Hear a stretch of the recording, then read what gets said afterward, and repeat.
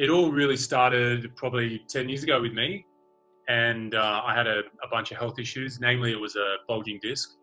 And I was a rugby player at the time, and I was just trying to get back on the field. And I couldn't figure out why my bulging disc wasn't getting any better.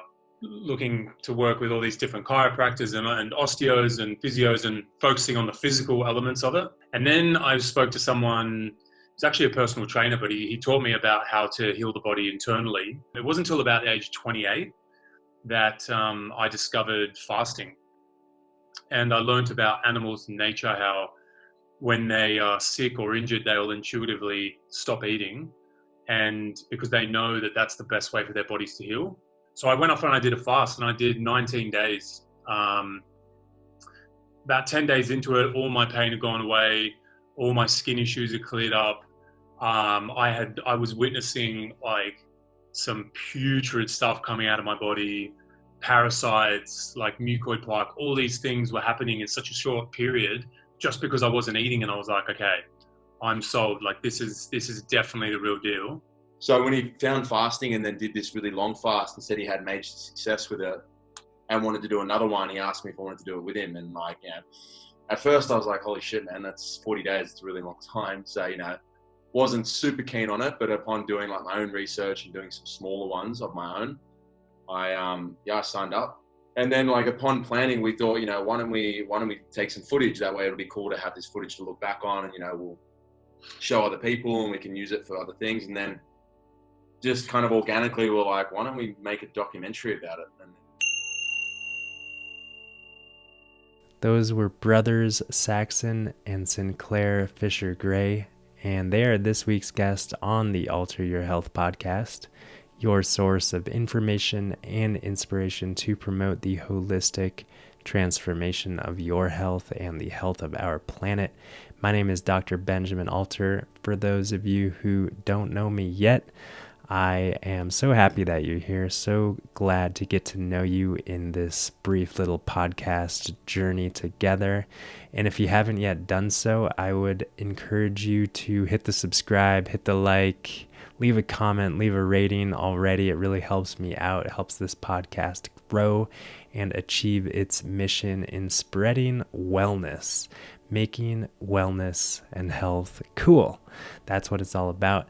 And I'm excited to share this conversation with you guys. This conversation with Saxon and Sinclair Fischer-Gray is their last name. They are two brothers from Australia who are on a mission of showing the world the power of fasting. Fasting is something that I've got a little experience with myself. I certainly understand and know and appreciate the power of fasting and healing, and we talk about that power in this week's episode. We also talk about Saxon and Sinclair's journey firsthand because they have taken the plunge themselves into the world of fasting. We talk about why, we talk about specifically how. We also hear some tips that they have kind of gathered from learning with some professionals and guides along the lines of fasting. So Sinclair, he's a health conscious professional fitness trainer and chef. I didn't know that he was a chef. We didn't talk about that. And he's been working in the industry for years, having developed health issues despite regular fitness training and healthy eating. He decided to try a multitude of techniques to overcome his ailments, which of course eventually led him to fasting. And then Saxon, his brother, has also been deeply curious about fasting, and though he hasn't really had such physical ailments as his brother Sinclair, he does kind of accompany Sinclair in this journey of fasting. They talk about, going on this 20-20 fast, 20 days on water and then 20 days on juice.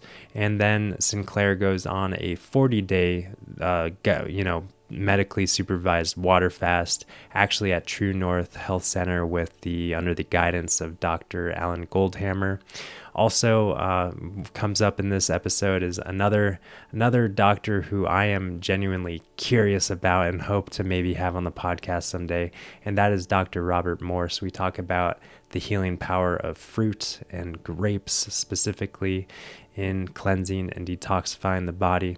And it's really just great to have some firsthand experience from the mouths of Saxon and Sinclair in this week's episode. Oh yeah, and I forgot, by the way, these two brothers, their mission involves creating a documentary, which they are in the middle of doing, and they kind of have, forecasted a year or so left to go. But you can learn more about this documentary, their mission, and even support them at fastingthehealerwithin.com. That's the working title of their documentary. And also give them a follow on Instagram at fastingthehealerwithin. So that's enough of that. I'll just invite you to take a seat, be present, get quiet, and enjoy this conversation with our guests, Saxon and Sinclair Fischer-Gray. All right, well, Saxon and Sinclair, welcome to the Alter Your Health podcast. I am so happy to have you guys on at the same time, finally, and dive into some good stuff here in today's conversation. Yeah, man. Thanks for having us. Thanks for having us. Yeah, happy to be here. Yeah, well, you guys have been on this journey, and actually, you reached out to me via Instagram early on your journey and said, "Hey, follow me, follow us in our journey." And I was like, "Cool, of course, I'm interested." And you guys, and I have been following you in your journey with fasting, and I guess I haven't followed you really closely, so I don't know all of the details. So I'm looking forward to getting to know them here.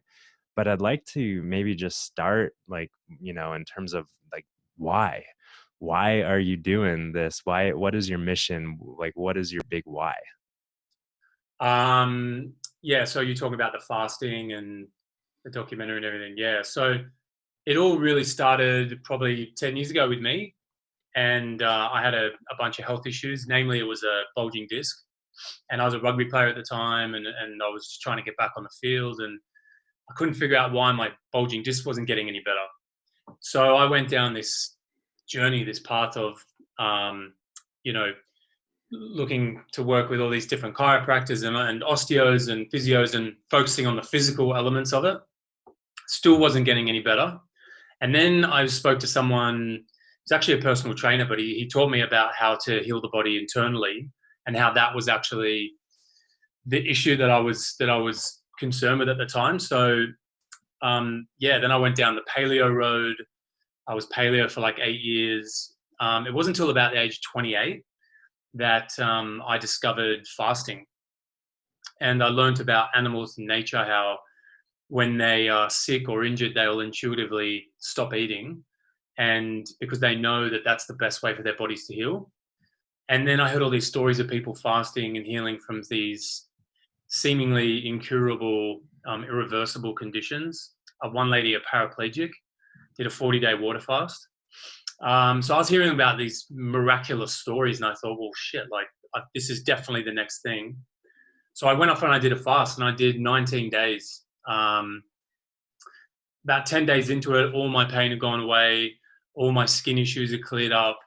I was witnessing some putrid stuff coming out of my body, parasites, like mucoid plaque. All these things were happening in such a short period just because I wasn't eating, and I was like, okay, I'm sold. This is definitely the real deal. But I went back to eating, and I didn't really know what I was doing in terms of how to refeed. I hadn't learned that part yet. So all my issues ended up coming back. Now I've just gone down this path of all right, what do I need to do day to day? And experimenting with different fasts and things. So Sax and I ended up jumping on a fast together. Sinclair after the 19-day fast. Well, initially, so Sinclair and I grew up together, obviously, and we shared a room together until I was the age of 19. He was the age of 23. So very close. I saw him have his injury. I saw him deal with all the rehabilitation, constantly trying to find a way, constantly kind of falling at every hurdle he came to. So when he found fasting and then did this really long fast and said he had major success with it and wanted to do another one, he asked me if I wanted to do it with him. And like, at first I was like, holy shit, man, that's 40 days. 40 days. It's a really long time. So, wasn't super keen on it, but upon doing like my own research and doing some smaller ones of my own, I signed up, stupidly enough. And we kind of started planning, and then like upon planning, we thought, why don't we take some footage? That way it'll be cool to have this footage to look back on, and we'll show other people and we can use it for other things. And then just kind of organically, we're like, why don't we make a documentary about it? And then again, just then went into the process of like hiring cameraman, producer, and stuff like that, and then gone down this path that we're on now. So did you have any health issues that you were looking to kind of heal? No, so I don't have any major health issues. There's certainly things that, like I could improve upon. Like, I have some shoulder injuries and stuff from rugby, nothing like Sinclair, nothing that was debilitating or anything like that. But yeah, no, I didn't really have any major health concerns. So like, I get asked a lot, like, why did you do it? Why would you go and do something so extreme if you didn't have anything to gain from it? And the fact is, like, I did have something to gain from it. I think everybody does, because it's like, you don't necessarily just fast in order to get rid of something or to, to remove a condition. You also do it to prevent that condition from ever arising in the future.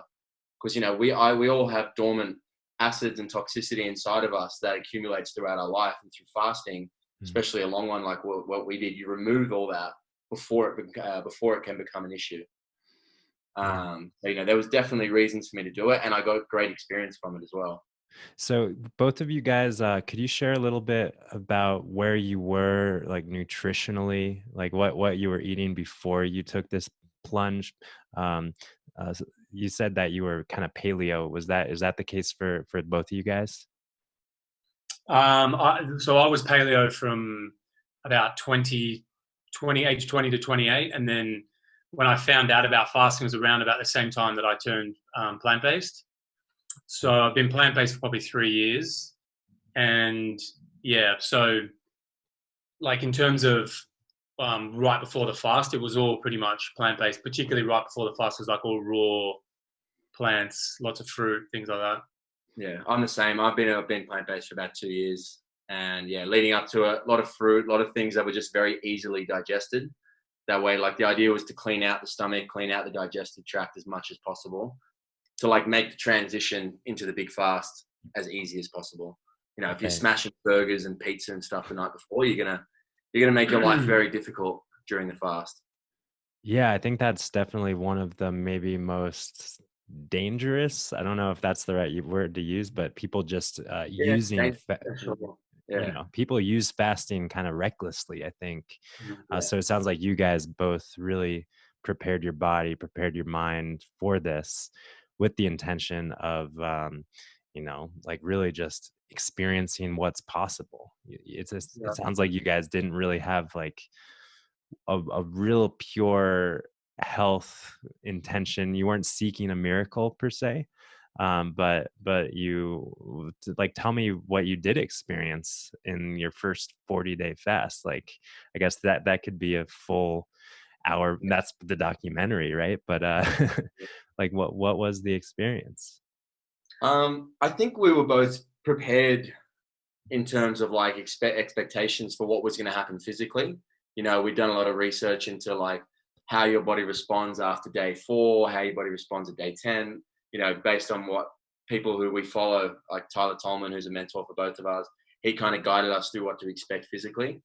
I think for me anyway, one thing that I wasn't prepared for was like the mental journey and like the mental roller coaster. Like, for example, you have days where you have like this laser sharp focus because your mind is just so clear and pure, and it's not being bogged down by all this crap that's inside of you, that you just think like it was like, this cloud had been lifted off my brain, and, for sometimes days at a time or even just one day, I would be able to think so clearly and just be so certain on anything that I wanted and what I wanted to be and what my purpose was. And that was something I wasn't prepared for at all. I love that. But like, then again, just as easily the next day I could wake up and be like, oh man, I don't know what I'm doing. Like, it was a real up and down journey in that regard. And were you guys both doing it at the same time together? Like, Yeah. yeah, the 40-day thing, you kind of had each other through this, which Yeah, I'm sure helped. we were camping on a mountain in northern New South Wales, and it was pretty much just the two of us. We had another guy join us for about 10 days. He was a friend of ours who had a lump in his thyroid, so he was fasting in order to reduce that. But yeah, he lasted about 10 days, and then he was like, he couldn't hack it because he needed like the creature comforts. And when you do it like that, you know, we were staying in a camper trailer, and you know, we didn't have a shower, we didn't have a toilet, you know, so. And I'm not even saying that's like the ideal way to do it, because I think if anything, I realized after that, I was like, one thing you want more than anything is the warm bed, the hot shower, like the bath, if you can get it. I think one thing we both realized, which we probably do differently, like the idea is to put your body at rest. It's to make it as calm and as like kind of tranquil as possible. Whereas like we did it we wanted to be like amongst nature and kind of be like one with the earth. That was our mentality, which I think is great.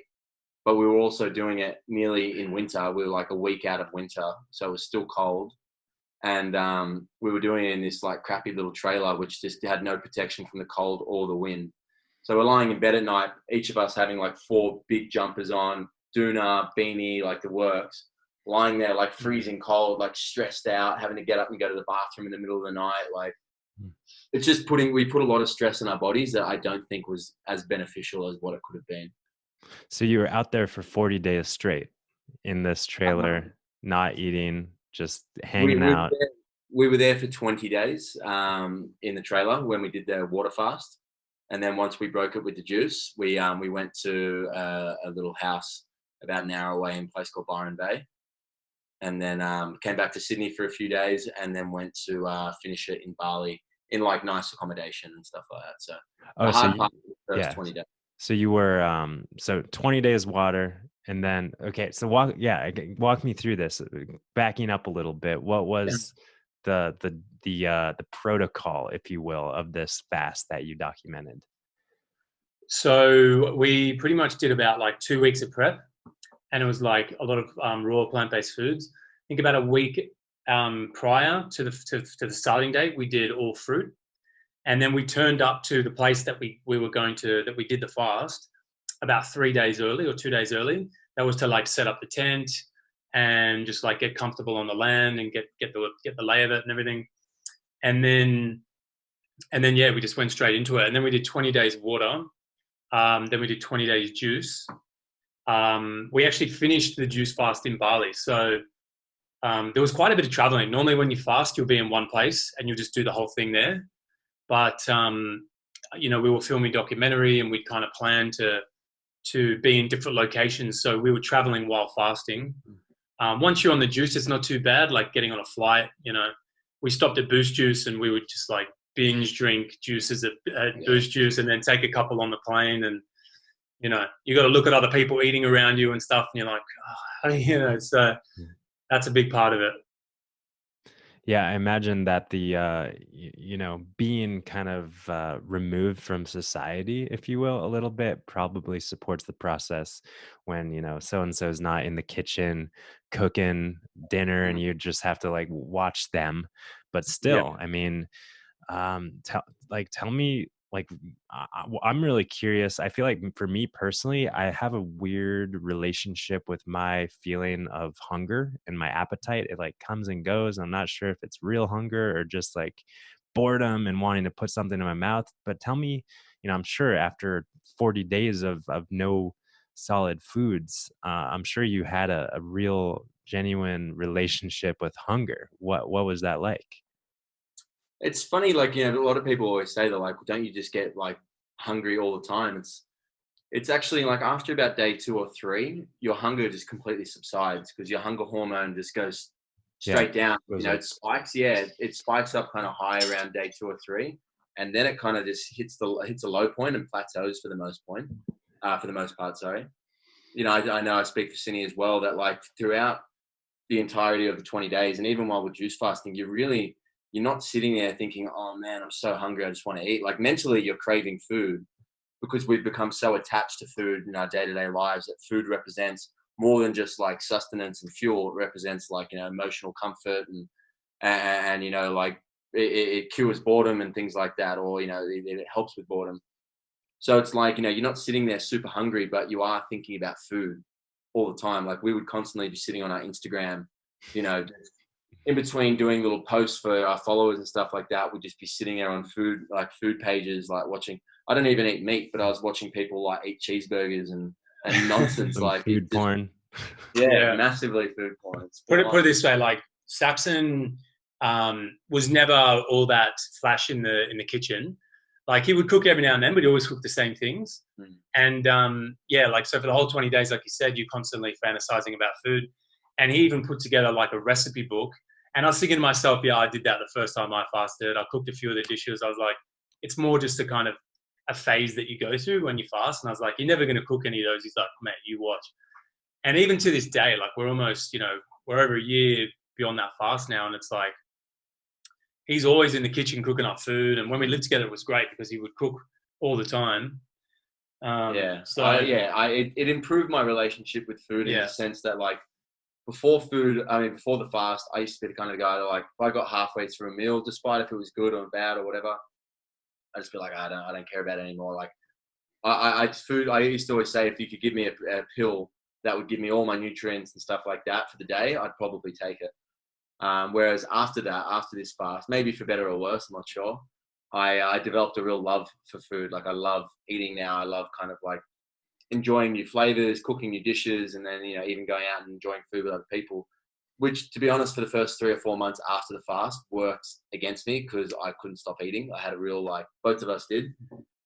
We weren't quite prepared for what it would be like, excuse me, after the fast. So we broke it, and, you know, we did the juice, and then like afterwards we didn't really have a plan in place for how we would break it, other than we would do a few days on fruit.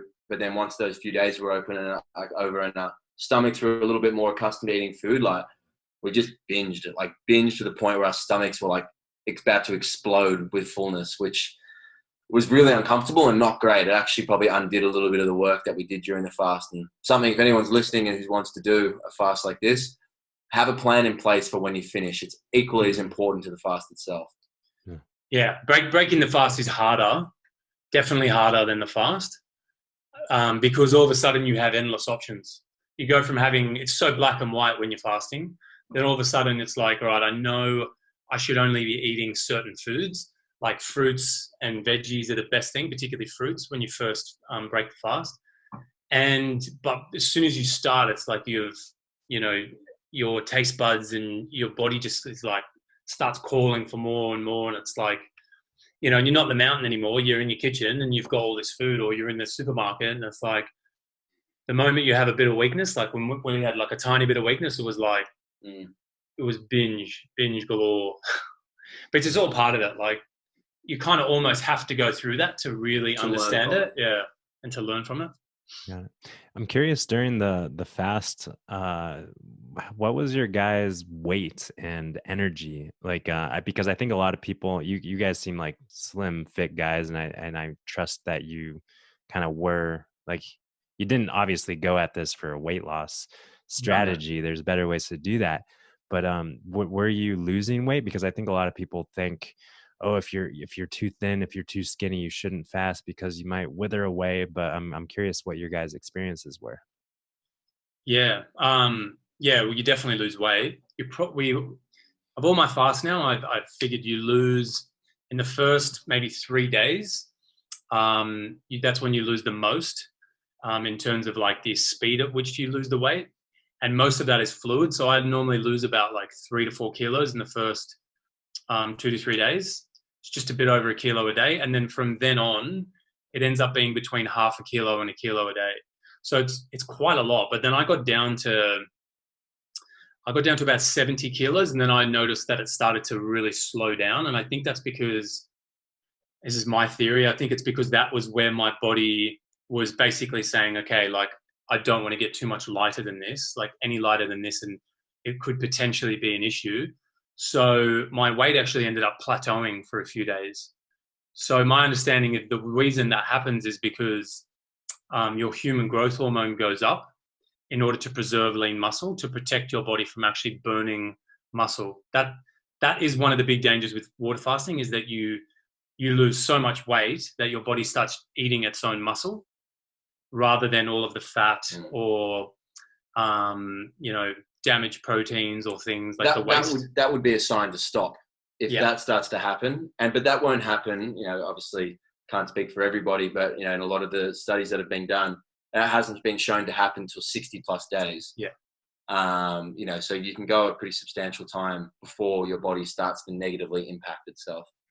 And tell me about the ways that you guys were monitoring in terms of blood tests or weighing yourself or doing any other body composition or testing throughout this protocol. Well, we did blood tests before at the end of the 20 days, and then at the end of the 40 days, and then about 6 months later as well. So we were constantly checking to see how that was differing. We were weighing in probably once every 3 days during the water fast, and then maybe once a week during the juice fast. And we did a DEXA scan before and after the water fast as well to see our body composition and body fat percentage. We're constantly checking, and things obviously change with the blood tests. Our vitamins and mineral content levels dropped after the water fast, which was to be expected. Obviously, we didn't have any coming in, and our body was utilizing them. But then, for the most part, after the juice fast, my iron levels still hadn't come up to a complete level. But everything else had kind of almost come back to normal after the juice fast for the blood work. Cool. So, kind of bouncing backwards a little bit, what really inspired you to, I hear this genuine curiosity that you guys both have for kind of tapping into your body and figuring out and feeling what's going on. But what was the real inspiration for sharing this and documenting it and creating this film that I want to learn more about when it's coming out and all that stuff? That's really evolved for both of us over the last probably 2 years, at least since we started. And this project now is a 2-year-old project, which is bizarre to think, because we're still potentially 12 months away from even finishing it, because it takes forever to make this kind of a thing. But certainly at the beginning, I think it was just something that we both felt like would be a really cool thing to do. And we're both personal trainers. We're both, passionate health advocates.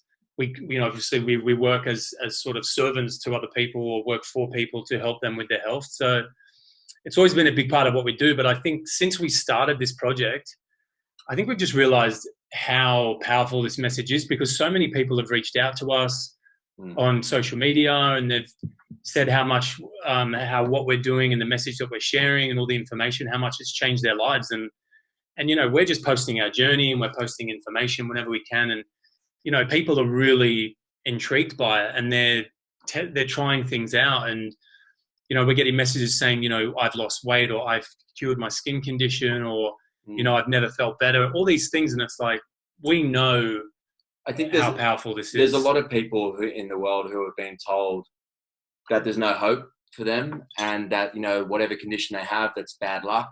There's no reason why it happened. It just did. And that they're going to have to be reliant on medicine or pharmaceuticals or some kind of, help for the rest of their life, that their health is not within their hands, not within their control.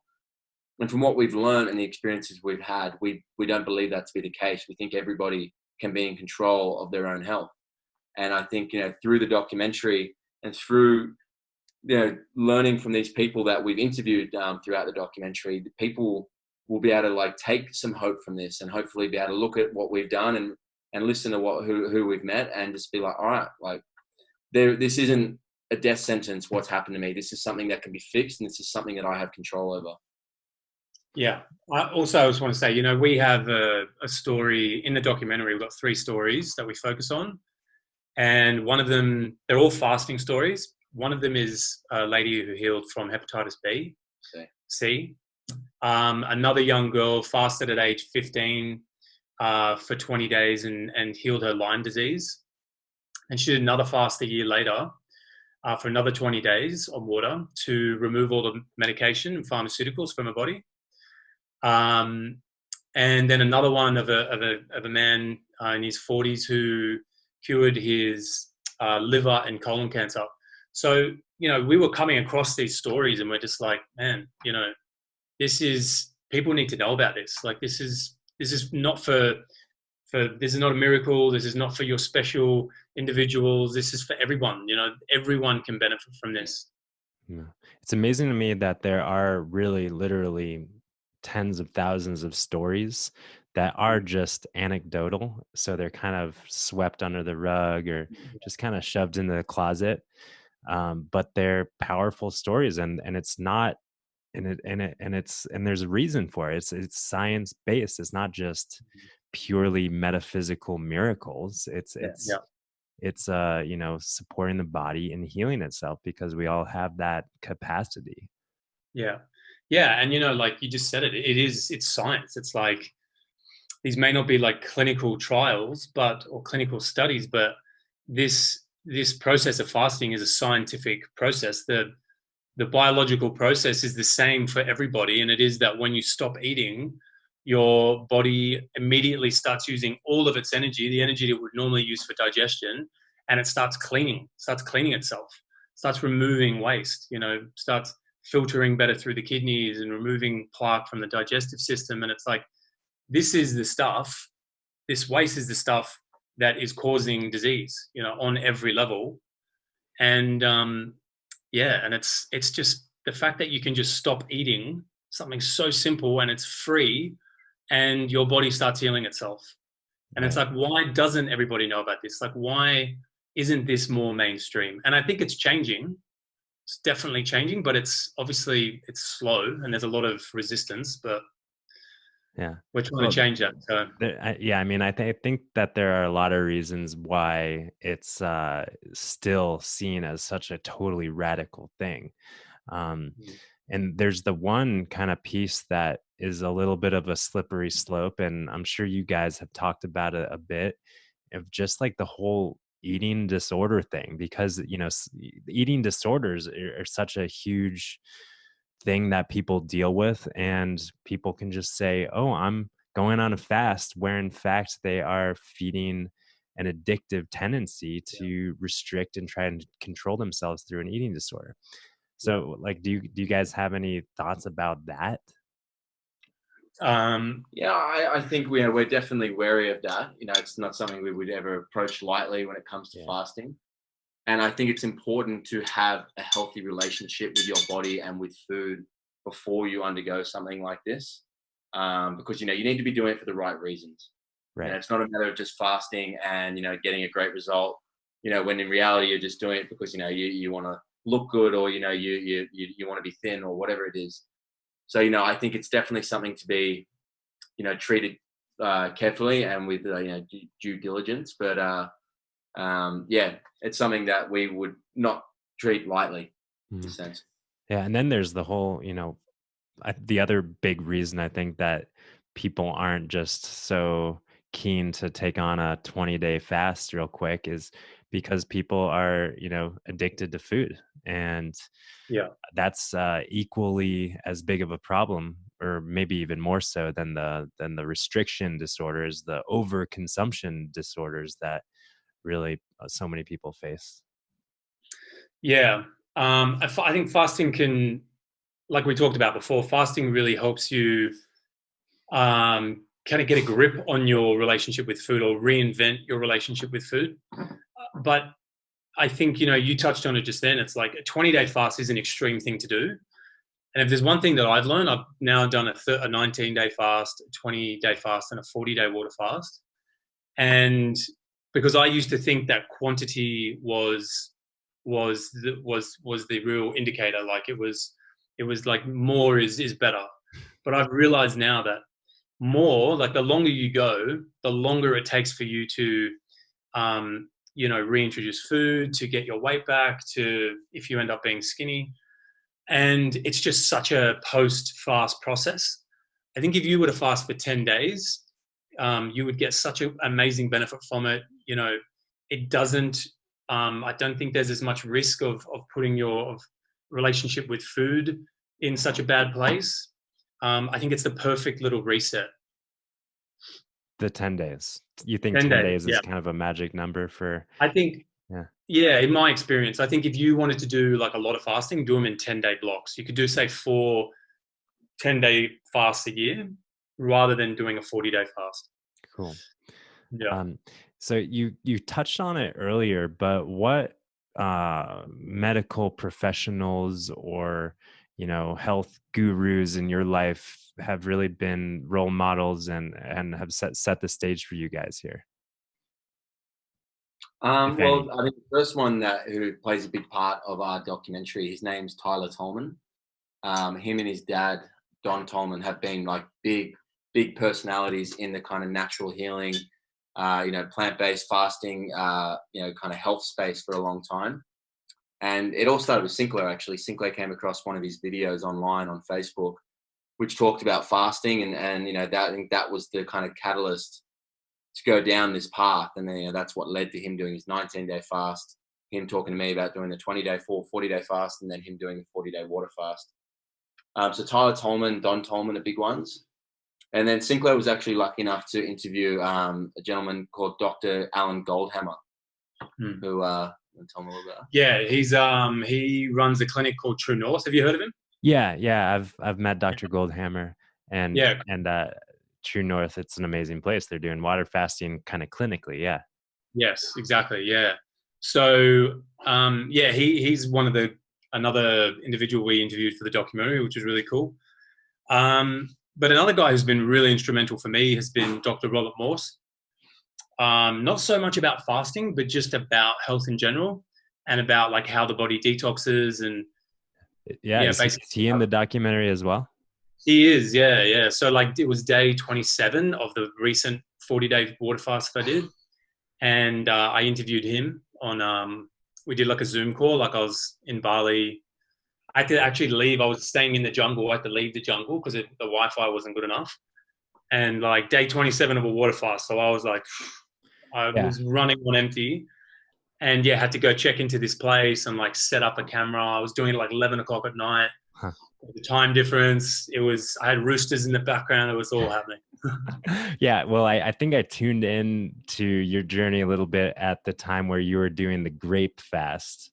And I've known, the only way I know about the grape thing is through Dr. Morse.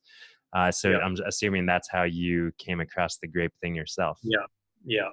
And when I was speaking to him, so, day 27 of a water fast, and I was like, telling him what I was doing, and he's like, "Oh man, you should just be doing grapes." I was like, "Okay, well, I'm already day 27. I'm not turning back now." Yeah, well, so for the listeners out there who are like, "Wait, what? Dr. Morse? Who's this? Grapes? What's going on?" What did you learn from Dr. Morse, and what was your experience with grapes, and why grapes, like, and why fruits and that whole deal? Yeah. So. Morse pretty much opened up my eyes to like detoxification, which is what happens when you fast. But that is the way the body heals, by detoxing. And fruit in general is the best detoxifier of the body. So, and it's also the best thing to eat straight after a fast because your digestive system is pretty much shut down. Fruit's the easiest thing for the digestive system. So I was like, all right, well, I'm going to eat fruit anyway. I might as well eat grapes. Because he talks about how grapes have just a very strong ability to detox the body. They are antiparasitic. They have like high resveratrol, which has been known to like extend life and anti-aging and things like that. So I went straight into grapes, and like it was good. It was good. I wouldn't say. I think because I just finished a water fast, I couldn't really tell like how good it was because I was just trying to put food back in the body. I just needed calories at that point. And actually after like 2 weeks, I hadn't put any weight back on, and I was like, oh fuck, I was stressing out a little bit. Like what's up with my body? And I think I realized more than anything, it's like, because grapes are such a detoxifier, my body was still using them to clean. Because as soon as I stopped eating them and I started eating like papaya and mango and other fruits, I started to put the weight back on. So I realized like these high detoxifying fruits, they do just that. They will clean your body, and when your body is done cleaning, then it'll start using that energy and those calories to then build you back up. Cool. Yeah. Mm. Yeah. Thanks for sharing your experience with the grapes. It's always been one thing that I'm curious about. I've eaten a lot of grapes, but I've never eaten just grapes. So that's a really good book you could read. It was written in like the early 1900s, but it's called The Grape Cure. Yeah. really Yeah. grape And it's a cure in the story. early 1900s. Yeah. So it's this story of this this man. I think it was a man, and he I don't know how he came across grapes, but he realized how powerful they were to heal the body. So he started using them for himself to heal from a particular cancer. Healed himself from cancer, and then went out and like basically did what Saxon and I are trying to do. Just went out to spread the message. And then that was his kind of life's purpose. And then this book, which is over 100 years old, is still selling like a lot of copies today. Hasn't been like reformatted or anything. It's still in like the original, and it's fascinating. I read it 3 times while I was on my grape thing, just to kind of feed the fire a little bit. That's awesome. While you were doing this stuff, doing these fasts, were you doing any other kind of herbs or practices or protocols or colonics or enemas, or or was it just really focusing on the food coming in and the beverages coming in? We were, when we did the 40-day fast, 20 days in water, 20 days in juice, we were doing enemas at the beginning every day. And then we discovered there was actually nearby, in a town nearby, about half an hour away, a colon hydrotherapist. So we went there, and then every second or third day we'd go in and get a colonic. And, enemas are great. Enemas obviously get in, they clean out what's, kind of at the base level of your colon. But these colonics were getting in that little bit deeper, and we're pulling out all kinds of crap, like all kinds of nonsense. We're getting rid of this black mucoid plaque that was coming out, and like we're getting rid of this kind of red and yellow bile, which we were told from the colon hydrotherapist that it was called coming from the liver. The liver's just pushing all this stuff out of us, as well as you could see these little parasites, all these worms coming out through the tube. And the ironic thing is, it's like on day 17, 18, 19, when you think you'd be like super clean and there'd be nothing coming out, we were literally like having as much coming out then, if not more, than on like days 4 and 5 and things like that. So, we were up to, very, very routine with cleaning out our colon as much as we could be. Well, even then, when we went into the juice, we were still getting colonics, and it was still going. Like even sort of 10 days into the juice, or I think my last colonic was 3 days after the juice, and that was actually my biggest colonic. Like the crap that was coming out of me on day 43, like I couldn't believe it. And that's on the back of the other fasts that I've done and everything. And it's like, I think what I realized at that time was just like how much we hold on to in the bowels.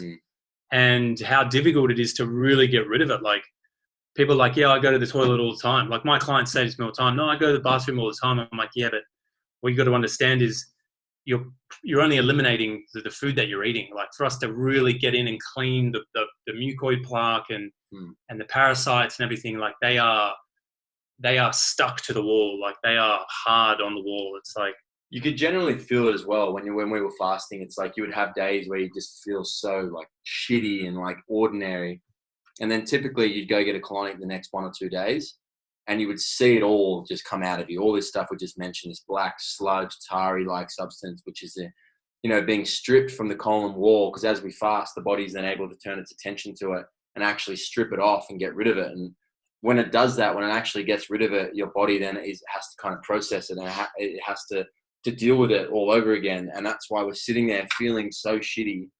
But then as soon as you get the colonic, as soon as it's removed from the body through the colon, you feel 10 times better. You feel like you literally just like released all this nonsense and waste. So were you guys doing anything else besides cleaning out the colon regularly?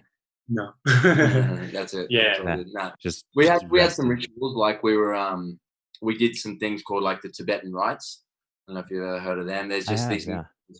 these movements, these 5 separate movements that we're meant to do every day. But if we're being completely honest, we probably from like day 5 onwards would do every second day, every maybe third day. And the movements are designed to balance your endocrine system. To bring all your hormonal kind of balance in the body together and make you kind of optimal in a sense. But yeah, that kind of got challenging towards the end because I mean, some of them are kind of physically demanding. And when, you're on day 13, 14 and you're having a bad day and someone says, Sinclair would be like, hey, we need to do the Tibetan rites. I'd be like, all right, mate, I'll watch you do them for today. That'll be good enough for me.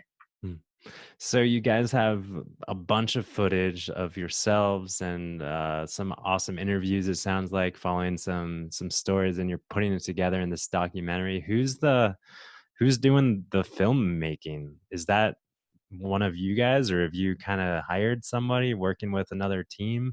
What's that process? Yeah, so for the record, like, we're not filmmakers. We've never made a film before, ever. Far from it. And yeah, we've had to just like outsource everything. We've learned a lot in the process, but we got lucky. We found a guy who lives close to us, and he's a cameraman, but he kind of just did everything. Like, he had the sound, he had the camera, he like had a bit of a kind of editing mind as well. So he'd set shots up and he'd say, all right, let's get this, let's get that. And he actually came up to the mountain on day 1, day 10, day 20, and would stay up there for a night or two, and he'd just get footage on those days. So yeah, we've got footage of like all the kind of pinnacle moments, like the moments that we knew we needed to capture. Yeah, so that's, now we've sent it all off to. Yeah. We have an editor over in Colorado, over in America actually, who we've sent all our footage to, and he is putting together a rough cut of it right now. And yeah, hopefully we'll have something to show, even just beat a rough copy soon. That's exciting. Yeah, that's where I am. I'm in Colorado. Yeah. Oh yeah. Okay. Yeah. Are you all right? I'm not your editor. Yeah. I don't know him. But that must be really exciting. Yeah. Yeah. And it's then it's a long process. It's one that we have no experience with. So like every time we come across a hurdle, it's like a brand new challenge. You know what I mean? It's like, if I'm sure anyone else in the editing world or the filmmaking world will be like, oh yeah, cool, no worries, we'll just jump this like we always do. Whereas for Sinclair and I, it's like we come across them and we're like, oh, man, what do we do now? And then we have to figure it out. And it's just, it's coming along, but a lot slower than what we would have liked. Yeah. And then so like you said, it's probably still 12 months out or so. And then do you foresee where people are going to be able to access it? So, we have our sites set pretty big. We would love to have this show on, a big platform like Netflix or HBO. Particularly, I think now is a pretty perfect time in terms of like what kind of shows that they're seeming to gravitate towards. And it seems like the kind of health and wellness and the documentaries seem to be popular at the moment. So if that doesn't work out from us, I think we would love to take it on the road in Australia, and just take it to the cities and show people, go like hire cinemas out and do a bit of a road trip. And like host Q&As and like information nights while we do it. And then, try and share the message whilst showing the video or with the movie. But yeah, bring it to the States. I think obviously like America is a good market. Absolutely. We had someone reach out to us from Peru, and they were like, yeah, when it's ready, bring it over here. They have contacts in television and stuff. So it's been funny, like the kind of people that have reached out, just because they feel connected to the cause somehow. Like this individual had a son with muscular dystrophy, and he knows about the power of fasting. So he was like, he just felt emotionally connected to it. So, and it's been the case kind of, that's how we've gotten this across the line, because we've just had people who really want to see this come to life. So they've donated money and reached out and said, hey, if you need an editor or if you need this or that or whatever. And it's like, wow, like we just never expected that kind of response. Yeah. That's awesome. It's like a real, I mean, for sure, a grassroots mission.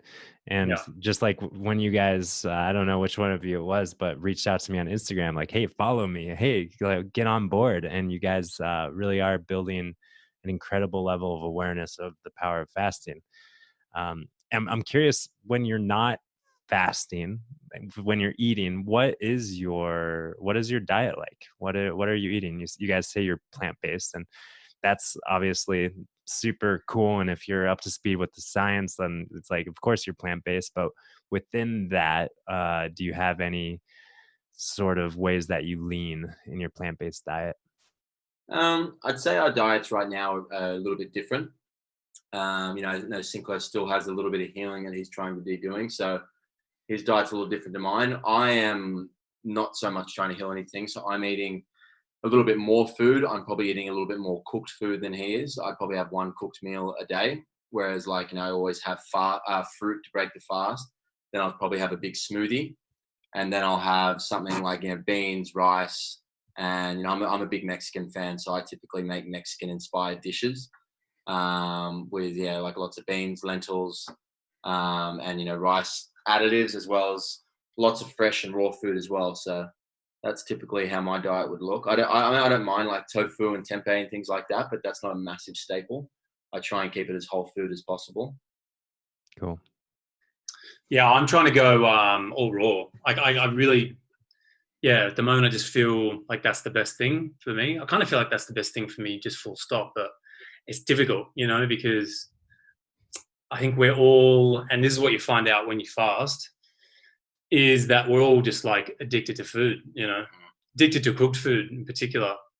And, the difference is like you go to eat raw, I feel satiated when I eat raw, and I feel like, okay, I've had enough most of the time. But then sometimes, all the time when I'm eating cooked food, it's like I could just keep eating, and it doesn't matter how full I am or how even sick or much pain I'm in because I've eaten too much. But there's just this this kind of addiction and this lack of satiation that you get from when you eat cooked food. So anyway, I'm pretty much like I eat a lot of fruit. I'm still trying to clean the body out. I'm trying to rebuild my nervous system. I realize that's what my problem is, my adrenal glands. So, and fruit, berries, grapes, things like that are the best thing. We just finished a whole bowl of grapes. So that's pretty much where we're at. Just eating to kind of continue detoxing, but also eating consciously, whatever's best for our body, what's best for the planet, best for the environment. Totally. Yeah, you can't have this conversation without thinking of the environment, especially in Australia, right? With things going on there.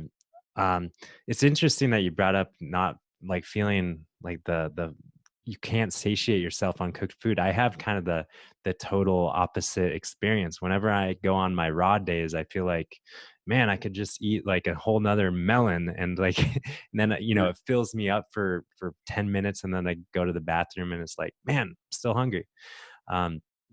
It is just interesting. I think that just goes to show that there's such a huge, as we're kind of pointing to, this psychological craving for food, which is totally natural. Like, of course we're craving for food because it's literally what keeps us alive. Yeah. I found when I'm doing fast, even smaller ones, I just recently did 5 days just on juices. I find the times that are hardest are the times that we most associate with food. For example, like, as soon as the sun starts to go down, that's typically when you're having like a nice cooked meal, you're sitting down. It's, even like growing up, my childhood memories, we're sitting down to like a family dinner or something like that. There's a real kind of emotional connection to that time of day. And that's when I find that my body is starting to crave, not necessarily because it's hungry, just because mentally it's most accustomed to having that satisfaction at that time of day. And that's when I find it most challenging to be fasting or be just juicing at those times. Yeah, for 100%. So one thing that has been in the back of my mind that always is in the back of my mind when I'm talking about fasting and about kind of fruitarian, raw vegan diet. There's people out there who, I think maybe take it too far. And like, I just came across, I think it was last year sometime. Do you know Dr. Robert Lockhart? Yes. He passed away. With dry And fasting. what was that? He passed away from dry fasting. Yeah, I think he was doing a dry fast, and and Yeah. he was raw vegan, and obviously dry fasting is a little bit of a whole nother game, right? But like, there you hear about all these like healthy, not all these, of course. It's a Mm. small percentage compared to people dropping dead of heart attacks, right? But still, like, Yeah. there's these vibrant people who look like they are kind of the symbol of health, and they're Mm. kind of really extreme in how they are fasting and cleansing and always doing it, and then they suffer from these kind of things. I'm just wondering what your thoughts are about that kind of thing. I think particularly when you've got someone who's like known in that field, they're an advocate or they're a guru or whatever. If they pass away or if they have health issues that are a little bit suspect, then it just puts a really bad light on their whole kind of ethos. Yeah. But I think that it's difficult because you never really know the whole story to begin with. So I don't know the whole story of Lockhart, but I heard that he did some dry fasting and he died of kidney failure. I know dry fasting is dangerous, so I wouldn't say it for everyone to do it. But then you got like Atkins. Atkins died kind of suspiciously from I think he had one of the three. Like I think he had heart disease or cancer. Yeah, heart disease. Heart disease. Yeah. So yet his diet was apparently apparently it was good in reversing that. I think at least that's kind of what he advocated. I think he was pretty much just known for a weight loss guy, but meanwhile he was suffering from severe heart disease. Anyways, yeah, these people who are figures in health, there's a lot of pressure on them, and then some. Yeah, I hear it. One thing I see a lot of is people who go to like a vegan diet, and then they do it for 6 months, a year, a couple of years, or however long, and then they start having some health issues that they attribute to their new diet. They attribute it to like a plant-based diet because it's only popped up since they've been eating plant-based. And again, you see it a lot, and then they go back to eating meat, and suddenly they feel really good again. And there's obviously lots of theories on that. Again, we don't know the full story of what they're eating or what their lifestyle is like, but I don't know. I think our theory on that one is that when you stop eating a lot of this meat, you stop eating a lot of this, food that, perhaps has been causing you health concerns but hasn't reared its head yet. When you go into a plant-based diet, suddenly your body is able to turn its attention to actually what's already been there for a long time, these health concerns. And because you're now eating a plant-based diet, you attribute those health concerns that are actually from your private, your entire lifetime to your current diet. And then suddenly you go back to eating meat and your body has to deal with the meat again. And then those health concerns go away. They go away, immediately in terms of fact, you don't feel them anymore, but they just become dormant again in the body. So you're saying that like a lot of these health concerns, and I think I agree, a lot of these health concerns that people get when they go on a raw diet or a vegan diet or whatever plant-based diet, they're kind of detoxification symptoms, quote unquote. Yeah, of course. Yeah. And they're being exposed because of their bodies no longer needing to deal and process and digest all this, heavy meats and processed food that they might have been eating before. Right. They can now turn its attention to this stuff that needs to be healed and detoxified.